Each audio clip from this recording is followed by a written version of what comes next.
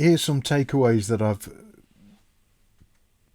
just made notes of while I've been doing this, because obviously, you know, I do this, I write these songs, and I don't really think about how I would explain what's going on in my head to somebody. So I've written a couple of things down here that are going to help you.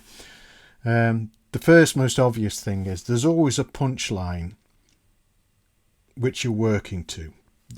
That's the number one thing. You're always working towards a punchline, and that punchline will be part of your main theme. It'll be led up to your main theme. Now, if you remember, my main theme for this was the fact that there's some empathy. Snow White has some empathy for her stepmother, her wicked witch stepmother, which I've imbued her with. I mean, there's obviously going to be some there, because the wicked stepmother was able to dress up as a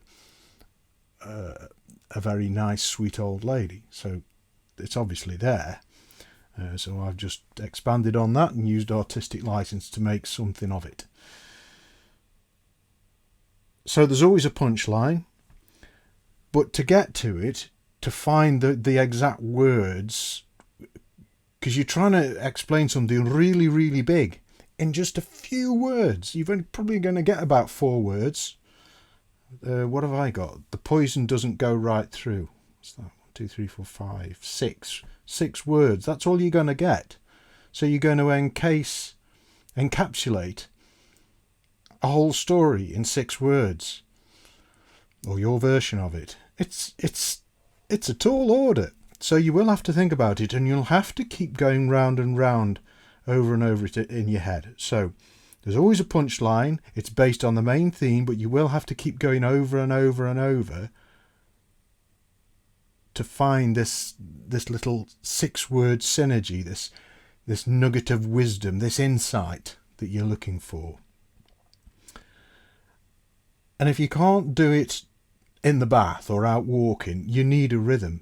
I mean, walking's great, or doing any sort of exercise. I always say this if you read any of my stuff or see any of my stuff, to give you a musical anchor, because your mind is too busy going over things. You need something repetitive in the background.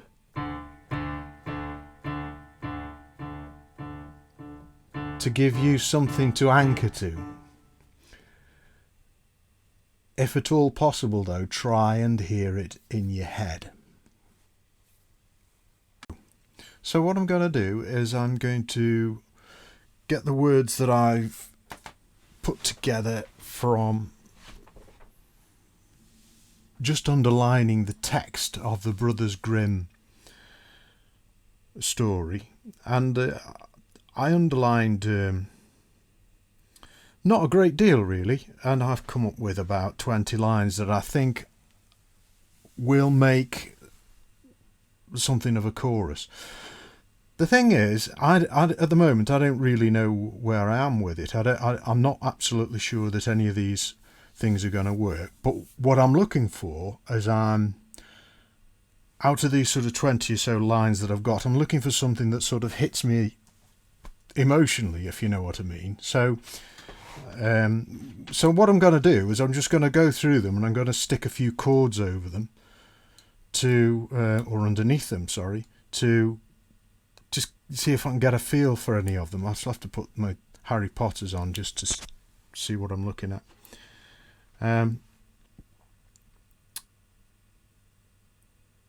So I think I'm going to be doing it in G, which is about there.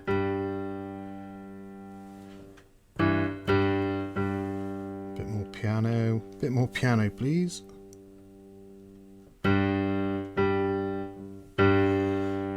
So I'm just going to read the lines as I'm playing chords. It'll probably sound a bit of a mess, but this is what you have to do. You have to just keep going round and round and round until something hits you. So the apple isn't poisoned on both. The apple isn't poisoned on both sides. Bitter and twisted, tasted, resisted. We could have been a force majeure. I could still love you with all my heart so pure.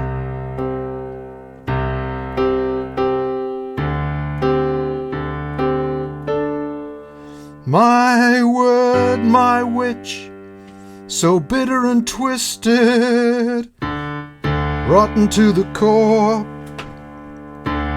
How my daddy missed it. Your vanity is killing me.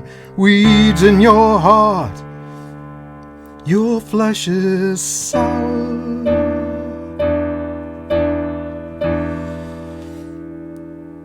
See, nothing's working particularly at the moment, but what we do is we just keep going. Reckon you'll be back for witching out the fruit. The fruit isn't poisoned on both sides. To hell with your pride. And I am just making this up off the top of my... Oh, that might go in there, yeah. Okay. The fruit isn't poisoned on both sides. Now, you see, there's the thing, you see. There's an analogy to be had there between the witch's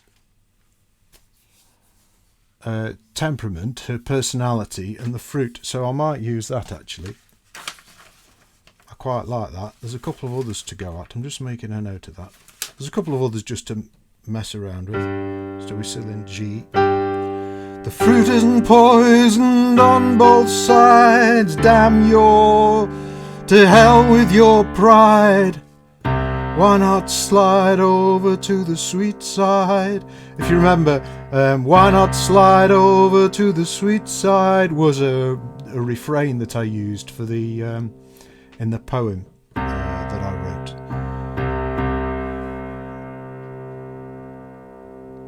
I don't know. This is a bit cheesy. I'll play it just for the sake of it. Time to take you to the cleaners. You put that damn mirror between us.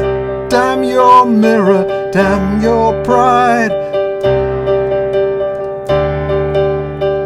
Something might come of that.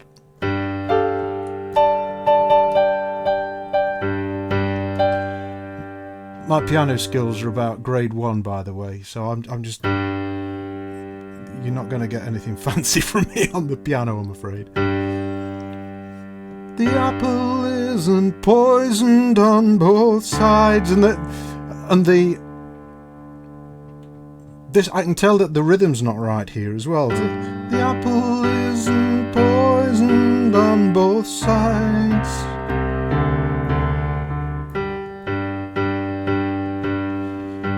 Doesn't feel like the rhythm's right either. So I'm just going to have a little play with these and see if I can come up with a rhythm. I could put a metronome on, but personally I go a bit crazy listening to repeated beats. The apple isn't poisoned on both sides. No, that isn't working at all. That isn't. Let's go back to this. Fruit isn't poisoned on the...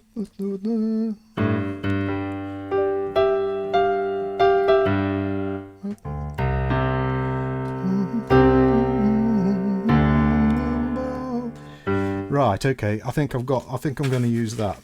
The fruit isn't poisoned on both sides. I think is going to be my punchline. In your chorus, you need to get in fact, throughout the whole song, you're working towards a punchline, a sort of golden nugget, a piece of wisdom that you've discovered in your discovering what your song's about, which really pushes home all the story and everything that you're working towards. The verses, all the music, all the backing is all working towards this punchline, and this punchline is nearly always going to come near the end of your chorus. It certainly wants to be in your chorus or your refrain. So I reckon the fruit isn't poisoned on both sides is going to be my punchline, because there's a synergy between her personality and the poisoned apple, which Grimhilda offers to Snow White, and she takes, and it nearly does her in, but it doesn't. So I think that is going to be the end of my chorus. I'm going to mess about with a few more of these lines to see if I can make them fit. The poison doesn't, the fruit isn't poisoned on both sides. See, that fits to the end of the chorus for me. But the fruit isn't poisoned on both sides.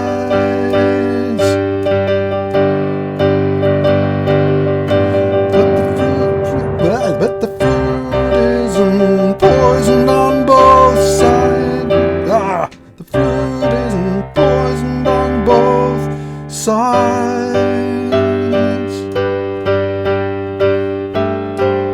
So, yeah, I think that's going to work, but I don't know what on earth I'm going to do with the rest of it. I'm going to have a think for a minute or two. Back in a. So I've had a bit of inspiration, and instead of the words which I'd taken straight from the text, I've done pretty much the similar sort of thing that I did with the verses, really. I've just reinterpreted them. That sort of, it still means the same thing, but I just find that you have to use your own words, and I've had to use my own words to make it say what I'm trying to say. So if you remember that I'm trying to build up to this punchline of I've changed that now to the poison doesn't go all the way through. So we're up to, that's what we're working up to. That's what the whole song is working up to. And there is definitely, I can hear it in my head, and I can tell that there's an artistic integrity to it, and an elegance, a musical, technical elegance, and a literal elegance that will work. I know I can hear it in my head. All I've got to do now is put the chords under it. And I think that's the key. That's why musicians are faster at writing songs. And so if you can play an instrument to any level, you're always going to be miles quicker, because you can already hear how something is going to work. I mean, I haven't really had much of a go at this, but the chorus will now go something like this. It's time for you, it's time.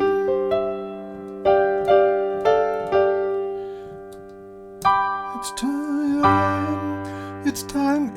It's high. I know I'm going to have to sing it up there, because this is another little tip. When you start writing these high bits, these choruses, these are the most important bits of the song, so you're going to be singing them high. So I know from experience that you might as well just write it as high as you can sing, because that's where you're going to sing it in real life. Because when you get in front of an audience and you've written it down here, and you suddenly try and sing it loud, you find that you can't sing it loud. So that's why I'm where I am. It's time for you to learn to dance. Right, okay, I better explain that. It's time for you to learn to dance, 'cause I can't afford to take the chance of your vanity killing me. You've had your chance. That's just a bog standard chord progression that you'll find absolutely anywhere. I'm not going to go into it, it's boring. So what we're doing here is G, D, C, E. I can't remember the numbers off the top of my head, but that's just dead standard. So here we go. It's time for you to learn to dance. If you remember in the Brothers Grimm story, at the end,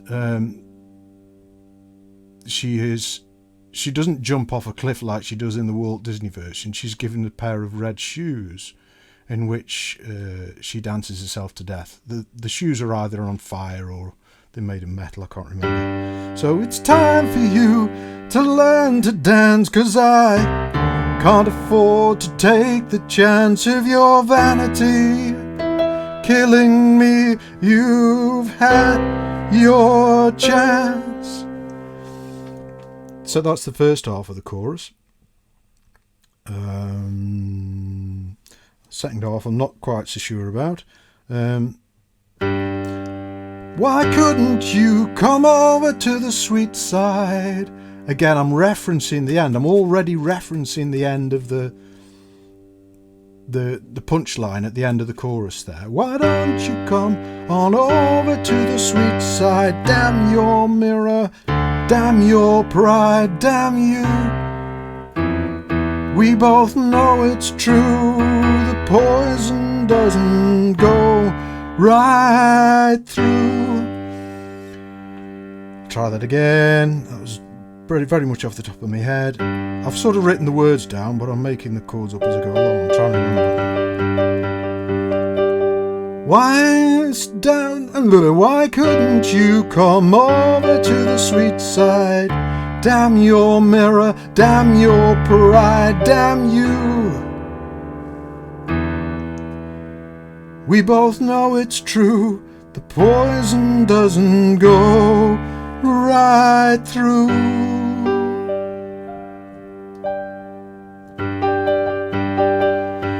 I can tell that's going to work. I can hear it in my head. I know it's really messy because my piano skills aren't brilliant, but even with that, I can tell that that's going to work. And what I'm going to do now is I'm going to write it out properly and try and play it for you properly. I'll just have another go through it.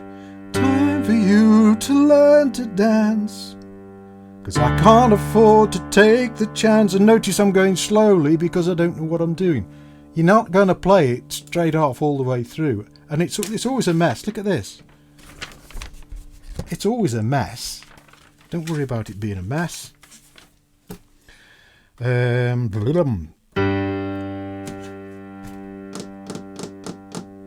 It's time for you to learn to dance, 'cause I can't afford to take the chance of your vanity killing me. You've had your chance. Why couldn't you come over to the sweet side? Damn your mirror, damn your pride, damn you.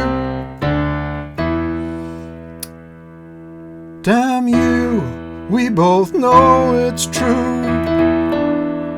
The poison doesn't go right through.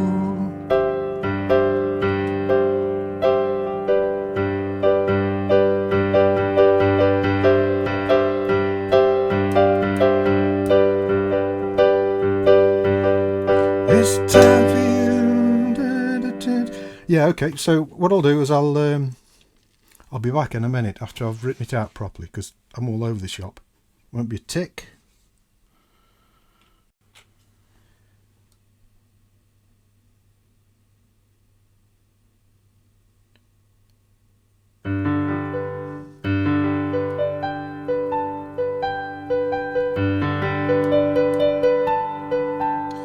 It's time for you to learn to dance, 'cause I can't afford to take the chance in your vanity killing me. You've had your chance. Why couldn't you just run with your sweet side?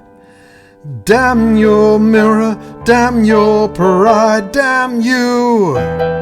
You know it's true, the poison doesn't go right through.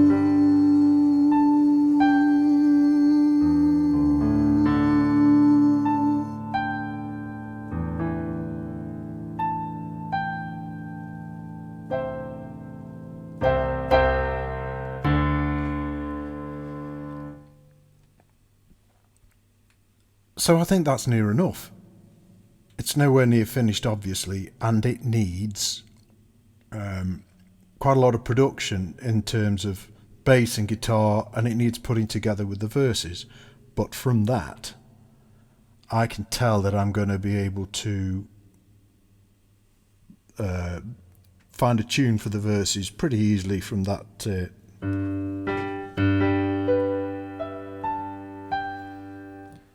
sort of chord sequence that I've just put together. It's GDEC, so it's 1564, just in case you're interested. So I think that's about it, and I'll put a link to the finished item when I've finished it, but it will take a while. It's quite a lot of work putting all that instrumentation underneath it, but I'll put a link to it. Best of luck.